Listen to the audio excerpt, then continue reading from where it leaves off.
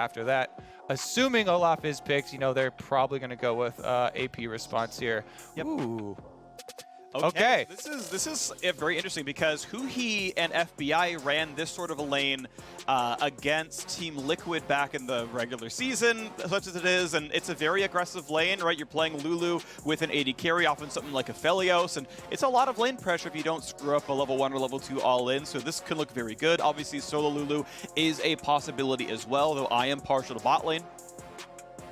Also, a really big interaction here. Whenever you see Olaf and Kindred Lulu picked on the other side, this already 100 Thieves are dipping their toes into hard engage and dive with the Olaf playstyle, and you have lots of counter engage here on Cloud9. Defensive Kindred ultimates, Lulu shields. This team already looks like they want to kite back, like they want to have some zone control. More things you can layer on top of that. You can have Galio, you can have Swain, you can have, well, Galio and Gragas both picked up, and those are two good counter-engage options. So 100 Thieves trying to, you know, take a couple of these tools they expecting Cloud9 to go for. There's always the possibility of anti-synergy. Gragas lets everyone out as Galio lands in. You get no knockups, but yeah, they both work really well against telegraph zones like with the Kindred ultimate. Either you cast them out of the invulnerability or you Galio slam right as it ends, and it's a free teamfight victory, so will be fun to watch what 100 Thieves can do with their hard engage. Orianna going to be the answer. Again, another displacement champion, so you can help kick people out of your own Kindred ult there as well, or keep people alive, as you've now got 3 supportive picks for whoever Zven's going to be playing down there. Yeah, this already is a big departure from what we saw from Cloud9 for the entirety of Lock-In Tournament so far. It was Cloud9, all 3 early picks, looking for things like Hecarim, looking for all these dive compositions, Blaber going super aggressive. Already, as you're saying, lots of supportive looks for them, lots of kite back, so it's going to put a lot of weight onto Zven, and we get to hype up even more the bottom lane matchup here between 100 Thieves and Cloud9. A lot of talk going around who is the best in the league. Who is going to go versus Team Liquid, you know, for that crown. Yeah. This game is going to really determine a lot of that. So let's see. Senna got some buffs, you know, changing the way that you can actually have Kraken Slayer procs on your Q now. So Cloud9 trying to take that one off the table. These are definitely some small changes that we're at least seeing already in the pick bans. The Senna ban makes me think Samira is pretty likely. Senna is, I would say, the single best counterpick into Samira. All of her abilities that matter are basically immune to the wind wall. Auto Q, you ignore the W. It doesn't matter at all. You outrange by absurd amounts, and there's not a lot of gameplay left. So that was one of the options. Going to go for Aphelios after all. Again, that is the sort of most standard late-game hard carry, especially when Kai'Sa is gone. So is it going to be some aggressive laning? It's, you know, possible that Gragas is support. It's possible that Gragas is still top lane. We don't know just yet. But Miss Fortune is an aggressive laner, and I'm curious, Seraphine is up. If you're going more hard engage, it's going to be Rell instead. Yeah, all right. 100 Thieves are tripling down on their hard engage here. Aphelios picked up as a perfect AD carry when you expect your opponents to be charging you with a bunch of melee Phreak. See him try and cycle through, get those chakrams going, and you're going to have plenty of shields to work with. You have a Kindred. Cloud9 taking a more supportive defensive kite back look than we've seen all tournament long for them, showing some flexibility here already in game number 1 of this best of 5. We knew that these teams had more looks, had more flavors. I'm glad that they're wasting no time getting straight to it. 100 Thieves, meanwhile, they have plenty of tools to still try and force this through, especially early on. So it's going to come down to looking at these level 1s. When you have Olaf versus Kindred, there's a lot of potential for level 1 invade here, especially on the side of 100 Thieves. I think they would benefit greatly from trying to get a deep ward and even possibly trying to split that map. Yeah, it'll be interesting to see if the split map does come through. I'm just thinking about the team comp synergy still, where I was a little surprised to see Rell come through overall. I thought there were other, you know, really good options out there, but if Huhi does dive in, of course, you can vacuum everyone in with the ultimate and help keep them all in the same place for when the Galio smashes down. And I mean, think about what else goes on the combo, right? Miss Fortune over the top. It's also very obvious. The only thing that's not really part of the combo, only because you can misplay it, is this Gragas. possibly going AP with the Comet locked in there. Of course, there's no reason to go Grasp in a ranged matchup in the first place, but you could probably swing Aftershock regardless, so it may well be AP Gragas up at the top side. That means it's up to Huhi and Closer to tank for the most part. It might be difficult, but we'll see if they can make that one happen, as I'm still very interested to see what Perkz and Zven can do as the primary carries, but you know, Blaber, of course, can do really nicely on the Kindred as well, as long as you don't get run down by an Olaf in the early game. And I would definitely highly, highly value AP Gragas here, Burst Gragas over Tank Gragas, because you are not trying for your overall game plan here for 100 Thieves to get to later stages and do front to back with you know, a tanky, beefy boy. There's too much support and late game scaling with all of these shields compounding on Cloud9. That's what they want. They want to be able to set up Aphelios for godlike late game carries here with Kindred ults to save them, solo lane Lulu buffing them up.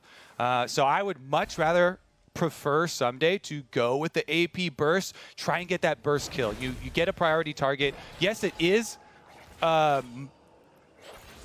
upable, Phreak. Sure, yeah, it is. There are errors that can occur here with your Gragas, and it doesn't have the best setup, but you have to have confidence in your play when you're going for an aggressive style like this. Absolutely the case. So let's make sure the coordination is on point here as we start early wave clear, and as we're watching Ssumday lane up against Fudge, one thing I found very interesting looking at stats coming into this game was the fact that you know, people were talking about 100 Thieves, the new lineup, and like, yeah, it's the best parts of Golden Guardians with Ssumday. It's a big upgrade. You know, how could they not be a top 3 team? Statistically, so far, just in the laning phase, Ssumday has had a weaker first 10 minutes than Hauntzer did last year. There's more in laning phase, of course, there's more to League of Legends, but just statistically in the early game, Ssumday has been worse than Hauntzer. Yeah, and I definitely know some of where those statistics are coming from. If you look at the actual games, remember specifically the Jax game where he did not get jungle pressure from his own team, from Closer, and got camped fairly hard. Plus his game versus Alphari did not go that well in the lane phase. The Aatrox into Renekton, Alphari definitely hurting those CS numbers and giving it to him. So we shall see how that fares this time around, because we expect so far, you know, Closer to continue power clearing here on the Olaf. Should probably prioritize the bottom Scuttle Crab, because you're not trying to gank for your Olaf or for your Gragas super early on for the win condition for your team. You're trying to put some pressure, push up the lane on bottom side with your Miss Fortune Rell, and gain some safety for them there. I mean, this is one thing that 100 Thieves does exceptionally well, is the play around bottom side. Some days frequently on an island, left alone, sure, whatever, but there's so many bot lane dives. It's why Damonte keeps playing Twisted Fate, Galio, things like this, because they're going to set up for a 3-on-2 or a 4-on-2 in the bottom lane, and someone's going to die. It's what happened in their quarterfinals. It's what happened in plenty of their group stage games here as well. Even against some of the very, very strong teams like Team Liquid, they could still make those dives work, even against incredibly smart players. It's likely to happen again. If you look at gold stats for every player in this game, is Damonte's got to be careful. He'll be fine. The top 4 gold earners in the first 10 are just the bottom 4 players of 100 Thieves. They just earn more than every opponent they're ever against because those dives work, they get plates, they get kills, and no one can keep up against them. And the biggest thing, too, is that they've been so efficient about it. They haven't diverted Closer's routes or made him wait around a long time for these plays. And I think a lot of credit does go to Damonte in mid lane, who has been so good with controlling his minion waves for these timings. You'll see so many of these roams prepped where he focuses, uses a lot of his health, a lot of his mana, even his teleport here already super early on to be able to get those windows to work with Closer so they can have very successful and efficient ganks. And as Perkz tries to knock down the minion waves, misses a couple under the turret. Ssumday gonna go for a bit of damage here, still has his own teleport. Damages Fudge through the shield. Not much else to do, and Ssumday chugs through the last of a couple of potions. He's got a biscuit for a bit more mana when he needs it, but still running a bit low. Blaber, Closer, and Damonte going to be finding each other pretty soon top side, as Closer, of course, knows there's no red buff up, but may think about these chickens being, or sorry, the Krugs being back up, but also a possible topside dive. Fudge is already warded. Ssumday's going to start this one early on. Gets a bit of damage down. Fudge is at 500 HP, and can the squad join up? Perkz has teleport if he needs to. Will burn it here. He's already recalled, has the mana pool. Fudge will be taunted. He will flash away. He will get a new shield, and Closer will drop. You should have settled, buddy. First blood goes to Cloud9. That was bold from 100 Thieves. Is they see the teleport and they still make the call to try and burn the kill and get out afterwards. Closer flashing to try and finish it up, but already we see the shields coming in. The frustration starts to brew here for 100 Thieves. Ssumday takes a tower shot, uses his full combo before the rest of the squad arrives. So they don't have the knock up there. Damonte does get the taunt, but he doesn't damage it. Uses Justice Punch to gain range, and then not being able to get off that last little bit of damage for 100 Thieves. Not only does Fudge survive, but Cloud9 get first blood, and you're giving money already over to the team that has great scaling. When you're the Aphelios here, Phreak, and you see your top side getting a teleport counterplay, defending the dive, getting first blood money in that, you are so, so happy. Smart, proactive plays, though. Perkz had recalled before that fight started. Saw, I think, the dive was coming. Had the mana pool to make sure that fight went pretty well, and pretty good stuff right now. I will malign Damonte for the missed Justice Punch. He was not the one with aggro. He did the very standard taunt and a backwards E, but it's a ranged champion. That range was not there and just whiffed it, and that's unfortunate. It's, you know, it's a missed play, but that's what came out of the end. So Cloud9 off to a 900 gold lead. Feels pretty good so far. Bot lane has already recalled for the first time. They've gotten their items across. Blaber, nice, gets what should be the second mark off of the Gromp steal, and now we got a dragon attempt right here. 100 Thieves with a bit of pressure on the bot side. Damonte still mostly able to roam. He's got so much lane pressure here against Perkz. Gonna feel really comfortable and doing good. Yeah, I mean, they have to. They have to still keep up the pressure, regardless of failing that play on the dive on top side early. That's what this is what their comp is built to do. They have to continue with it. Now they've got a Galio ultimate, so Closer just takes his momentum here on Olaf from Dragon up into the blue buff to steal away, while his bottom lane's trying hard to push the wave and gain priority as well. No smite for Blaber, knows the blue's happening, can't make anything happen out of it regardless. Closer does burn the smite to make sure he claims it. Level 6 gets the buff steal as, you know, compensation for the Gromp steal that Blaber got a little while back. Obviously the Kindred mark, pretty nice. Nice juggling there. Huhi gets it down to 1 HP. FBI takes the last hit on the control board because funneling money towards your AD carry is more beneficial than funneling it towards a support like Rell. So nice optimizations. Most good teams do that. Pro tip to any supports out there. Let your AD carries less at words. You'll win more games. Just do it. Now, there is a big timer to think about as well here. Yes, the counter engage works super successfully for Cloud9 on the top side, but they have no more teleports left because they had to expend everything here for the early game.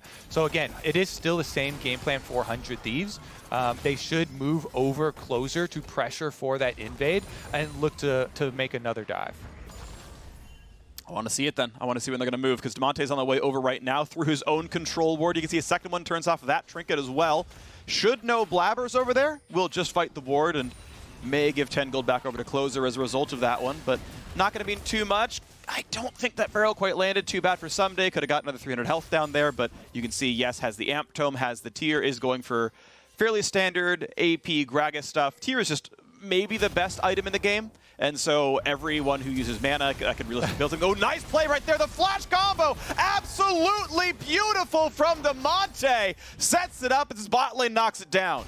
Huhi and FBI roaming up. Wow, Closer starts off the Rift Herald. So 2 plays at once here, 400 Thieves. They make a full rotation of everybody up towards the top side of the map, abandoning that minion wave down bottom. And yes, Zven does get to blow it or push it in, but it actually results in 2-fold victory here for 100 Thieves. Ssumday earning pressure on top side too, since he had so much confidence with the rest of his team. He's going for it. Body slam flash, ult at the very end to make sure you can't win out of this one. Fudge was flashless anyway. Ssumday beautifully done. Solo kills a top laner who got a free assist. Stick to the game plan, Phreak. Hold for 100 Thieves.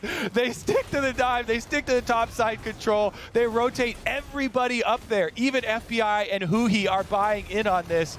That is huge, huge proactive play from 100 Thieves during the time period that we wanted it. We are looking at those teleport cooldowns. They don't have those. They don't have to flash. They're on a ward even. So your credit to Damonte is 100% deserved. They're standing on a ward. Perkz is trying to waste the time of the bottom lane, and it is all because Damonte flashes in, catches Perkz, and they're able to make that play. That means that Ssumday knows he is free to make this play, because look, this whole time, the mini-map, you see Blaber catching the minion wave. It is this domino effect. When you make a power rotation up to the top side with everybody, you can get more than one play. They actually get 3 out of it. The mid lane kill, the top lane solo by Ssumday, plus the Rift Herald. That closer was picking up the entire time, and all they had to sacrifice for it was an extra wave on bottom side that Zven and Vulcan didn't even get a tower plate off. Well, look at this. The game is right back to tied in gold as a result of some great plays at 100 Thieves. You can see gigantic farm leads up in the top side. Ssumday came into this one having the worst laning stats of his team. Might come out having the best as a result of how much he is destroying Fudge, who has just not quite lived up to some players' expectations. To be fair, neither has Perkz, but Perkz has gotten a good play so far in this game. Bot lane still mostly treading water. Obviously, the roam is going to cost you some CS, but I mean, end of the day, I'd probably take FBI and Huhi's contributions this one so far. Still a close one, though, and we have yet to see the big late-game team fights where Cloud9's comp is built to excel. Now a play towards Ssumday, has the ulti, doesn't get Blaber very far, though. Flashes in for more slows to get the knockoff out of Lulu. They're going to just chunk down the damage. They're going to have Fudge pull aggro, switch it over to Blaber, who gets the Kindred mark, but now watch out for the bottom side, because Blaber's shown up as well, and they've got Rift Herald. This is going to be a lot of damage down. 2 plates will be autoed for the most part, and I'm curious exactly when they will summon. They could summon here, but it wouldn't knock down the entire turret, so they can greed and go for the next wave, and then summon after that one instead. Yeah, exactly. And the reason you make that call, Phreak, is that you know that everybody from Cloud9 is accounted for. Blaber on the top lane gank has already, shown himself on the top side of the map. There's no way he gets down here. So you don't have to rush on that previous minion wave. You have the time to push the extra one to ensure you can activate Rift Herald within the true damage range of the last 2 plates. Make sure you get the entire thing on this push so that you're setting yourself up to continue dragon stacking. See about the reset here, though. Cloud9 are trying to jump it as the reset comes in. They cut off the possible dragon stacking here for 100 Thieves. There's no way they can get back for it. And this is actually quite big for C9. They got a counter kill on top side. They put a stop to the dragon stacking. And the gold deficit they're facing right now is basically just the outer turret's worth. So there is definitely standing gold they can try and make up for it with. The question is, can 100 Thieves make that 1,000 gold worth it to continue to make this play here? Damonte with Summoner Spell, Ghost, and Flash being available with the ultimate definitely has a lot of options here. And you see 100 Thieves want to utilize that. They rotate everybody up to the top side. They want this cascading effect of turret destruction here. One difficulty here with Cloud9's builds, especially on Fudge, is he's going for more supportive option. First, a fight in the top side, really going forward there on Blaber. Good chunk on a close, and now straight into Huhi as well. Has the haste, though, and Fudge is able to really push this one forward. Huhi nearly goes down. They will be able to get away with a flash, so he's going to stay alive, or at least is jumping away on the horse. But I want to point out the point that Fudge went for Moonstone Renewer. It means that he is going to be very, very weak in any one-on-one. His Mythic doesn't have stats in the one-on-one. You really can't get anything done with that one. And this means that if he's up in a lane against Damonte or Ssumday, he really, really cannot fight back. This can matter down the line if 100 Thieves just gets really significant side lane pressure that Fudge cannot match. And honestly, I say you have to go for it. You have to commit to your playstyle. This team doesn't want 1v1s. This team wants to be able to buff up Blaber and Zven. We saw a little taste of it here, where Cloud9 are chasing them out of their own jungle, and Blaber is able to get the flash. Lulu's speed and shields up on him. He is a force to be reckoned with, chasing down those melee champions. And it's going to have to be this coordinated effort from 100 Thieves, looking for flank opportunities, wards deep up into the jungle to ensure that they can have this melee threat really get to the source here. As you're saying, there are going to be squishy members on Cloud9, and especially vulnerable to getting CC locked. A Lulu like that with Moonstone Renewer definitely is a viable target as well. And if you take out, that healing and shielding source early on too, can be quite valuable. It really can. So 100 Thieves moving to the top side with their duo lane. That's already been matched by Cloud9 from a little while ago.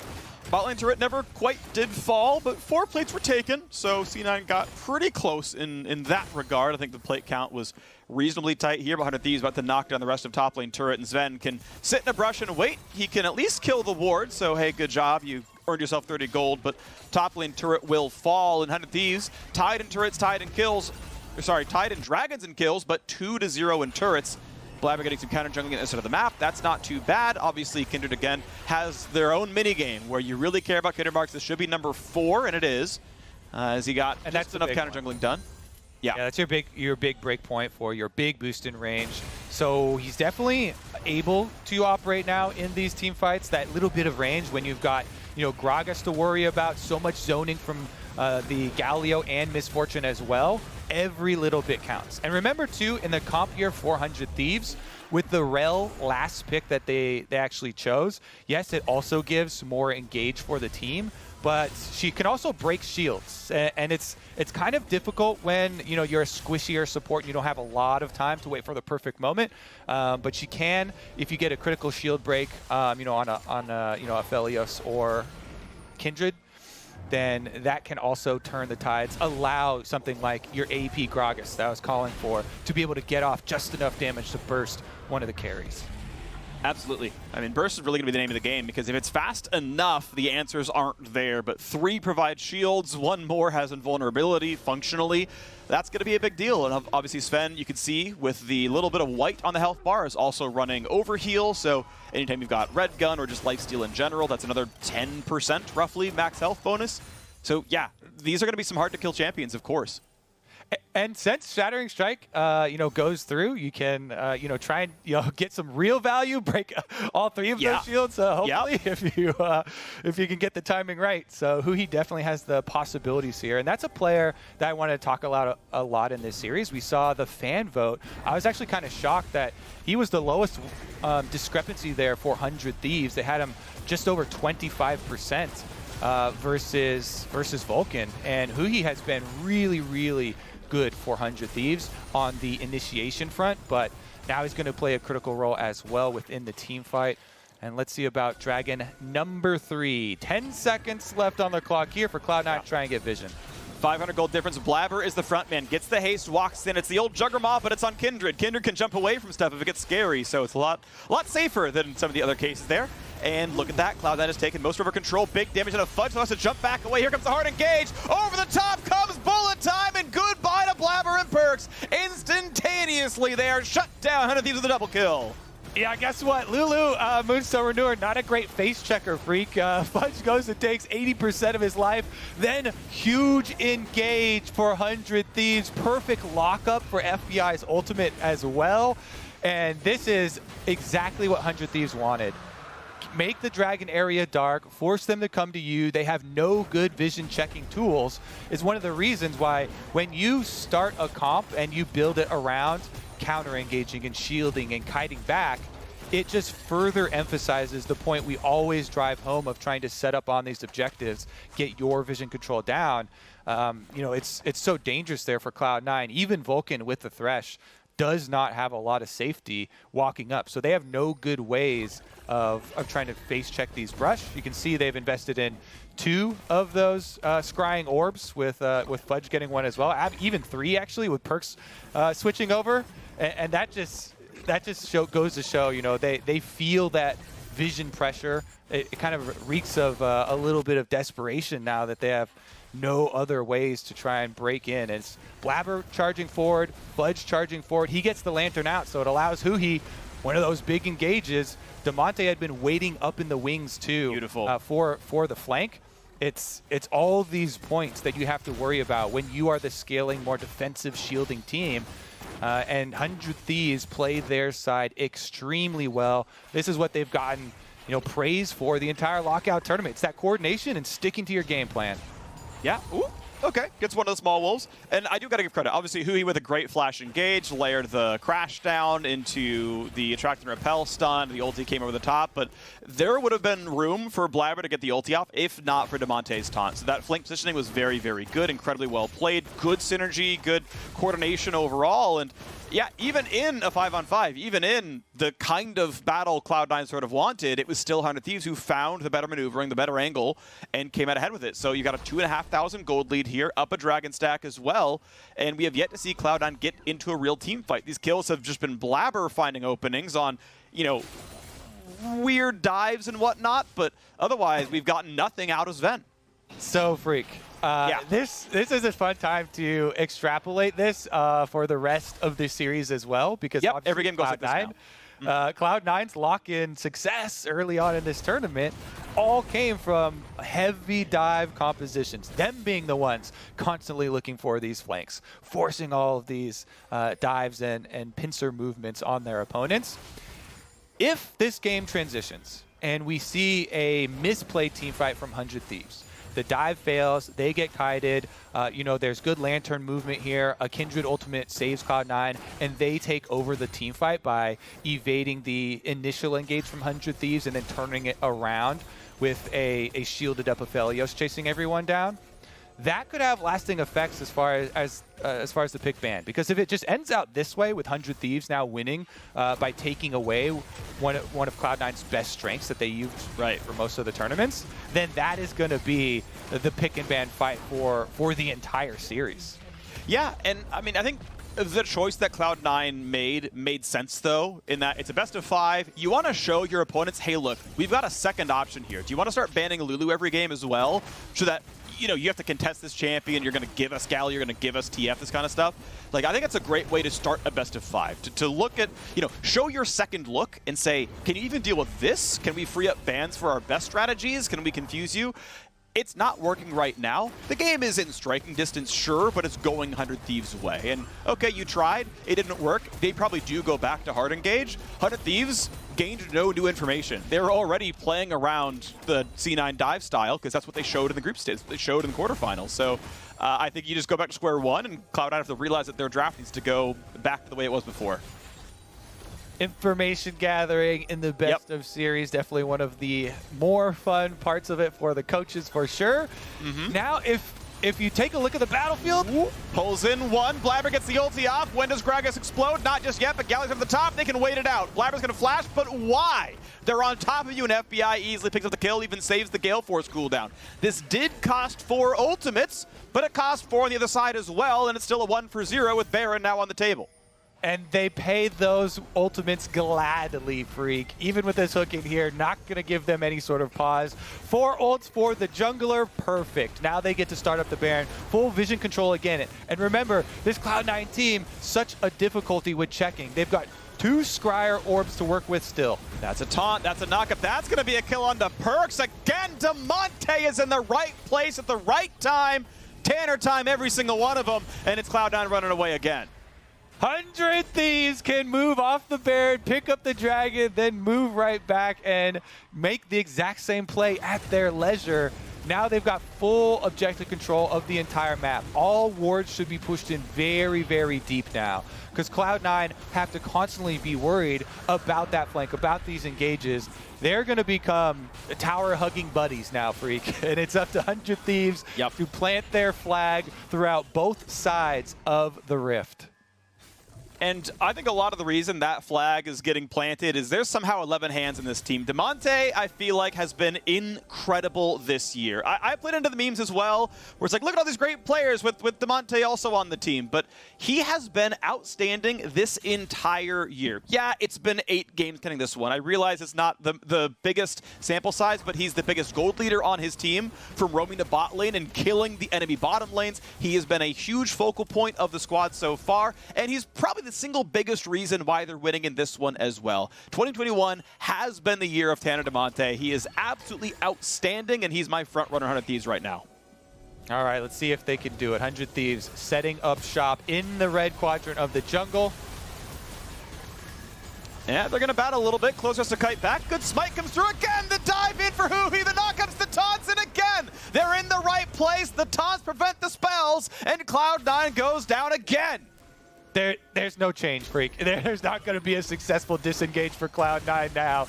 The train has already left the station. 100 Thieves now killed 2 members, including the jungler. Baron bait number 2 is up.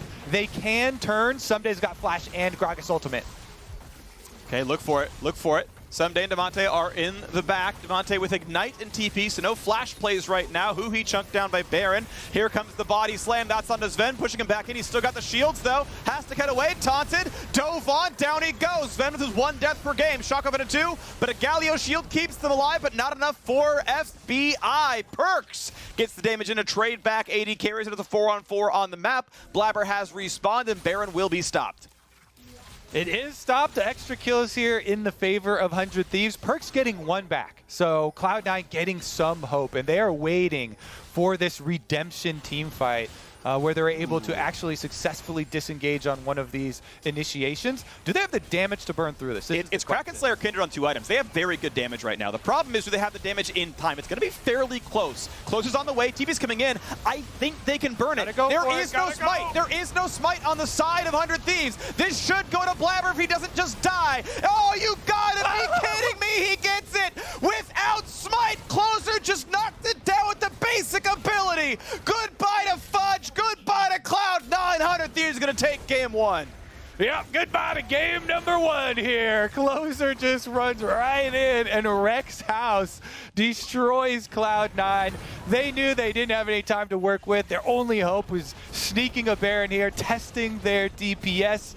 But 100 Thieves will call a fail for them on that test. And this is going to be Baroned up. 100 Thieves taking a stand in game number 1. Hey, C9, we're taking away the hard engage. You can't leave Olaf up any longer. Apparently not. You can fail the first tower dive, doesn't matter. Stopwatch for Vulcan means a couple of cooldowns are burned, but Huhi is here again! That's another tower dive. That's another 3 kills picked up. A Zoniel keeps Shockwave from mattering. Perkz can't get any damage. Here's the taunt, a triple for FBI. The Nexus has been opened up. Will they go for the KDA? They will go for the victory. 26-38. 100 Thieves smash Cloud9 in game 1. The engages, Phreak. Oh, the engages. Huhi definitely doing credits to everyone who voted for him. He was the lowest percentage of the fan vote as far as discrepancy between these two teams. He proved everyone who doubted him wrong. Huge Rell engages over and over and over. Yeah. That being said, there were multiple engages for 100 Thieves, and all of them were able to find their mark at different points. Ssumday and Damonte as well. So that's just game number 1 of our best of 5, though. Now we get into the layers of changing it up throughout the best of series. Yeah, and it seems like the biggest thing that I've seen is a passive comp will not do for Cloud9. There were glimmers of it, though, right? You would Lulu buff up a Kindred, and Blaber would go poke, and there were ways to be proactive, but it wasn't enough. Almost everyone else's hands were tied, waiting around for a play. And yeah, Huhi plus whomever else, if it's Damonte, if it's Ssumday, if it's FBI, that was always too much for Cloud9 to deal with. They had no real front line. Nothing went well on the C9 side. So yes, as you said, Kobe, it's a best of 5. We will get adaptations in the rest of the draft. And so it's time for us to step away. But when we return, we'll have the State from Analyst Desk break down that 100 Thieves win. See